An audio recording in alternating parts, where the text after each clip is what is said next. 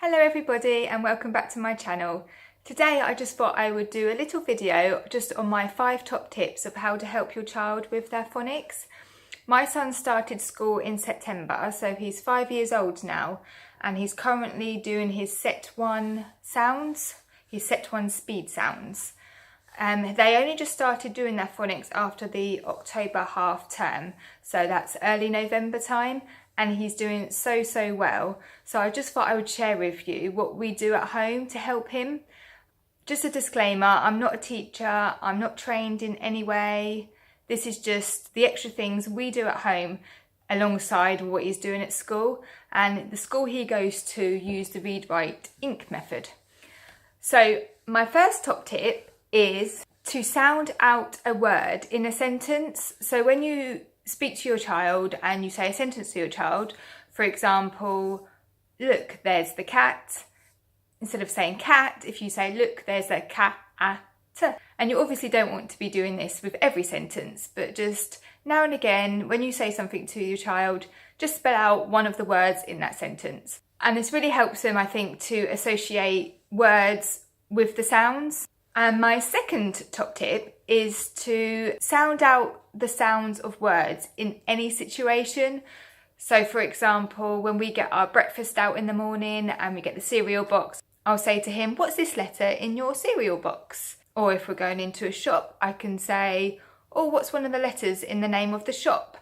And when we're reading a book, I will pick out a few of the letters in the book and just say, oh, can you tell me the sound of this letter? Or can you tell me the sound of this letter? Again, not every single letter, not every shop we go into, not every time we eat. It's just now and again, just getting him familiar with how words are used and where they are in his environment. Tip number 3 is to get hold of the 44 main sounds. So what we've done is I've actually just printed these off my computer and just cut them all up. So they printed out in big sheets and I've just cut them all up, just so there's one letter per page. And what we do is we go through these every day. If it's a weekend, we'll try and go through it a few times a day, but when it's a school day, just once that evening, we'll just go through all of his letters. If he hasn't done any yet at school, then we won't add them to the pile. It's only ones that he's already covered at school, so he's already familiar with them. And every day he does a new one, we'll just add it to this pile and just go through them with him, just so he's practicing more at home. I think you can buy like flashcards and things with these letters on, but we just printed them off and cut them up. Works just as well. D, O, K, E. Tip number 4 is, again, using these letters that we've got. What I do is we play a little game. So what I do is I spread them all over the floor, letter side up, and I'll say, can you pass me the E? And he'll have a look and he'll choose which one he thinks is E. And then I'll choose another letter and I'll say, can you pass me the S or the T or the A? And he will select the letters from the pile. Just to make it a little bit more fun, it's nice just to turn it into a bit of a game rather than just reading off the paper each day. Okay, Jerry, can you find me the letter that sounds like S? Well done, good boy. I'm going to pop that one next to you. Okay, next one. Can you find me the A?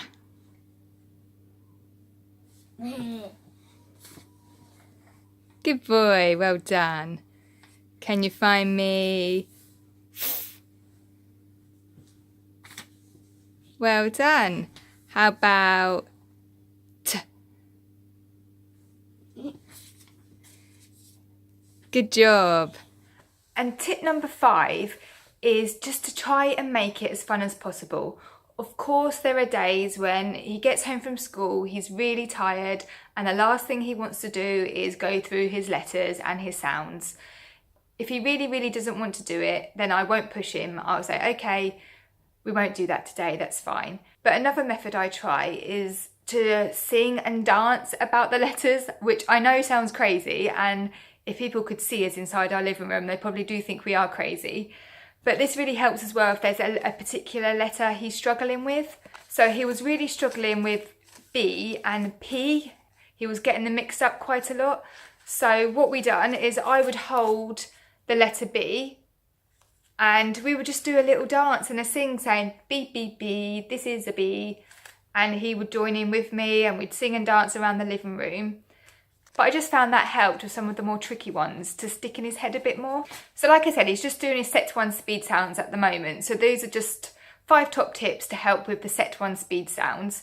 After Christmas, he's going to be moving on to the next set. But just practice, practice, practice as much as you can every day at the weekends, and they will get there in the end. My son is such a doer and an active boy. And when we had our phonics meeting back in October, the teacher said by Christmas they're going to know their first 44 sounds.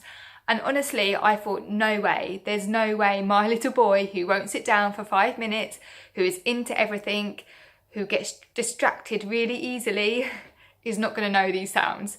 But he has surprised me so much and I am so, so proud of him. He's doing amazing. So yeah, they will get there in the end. So I hope this has really helped you and give you a few ideas of what you can do at home alongside what they're doing at school. I may do another video similar to this in the future as he's going through the stages of his phonics.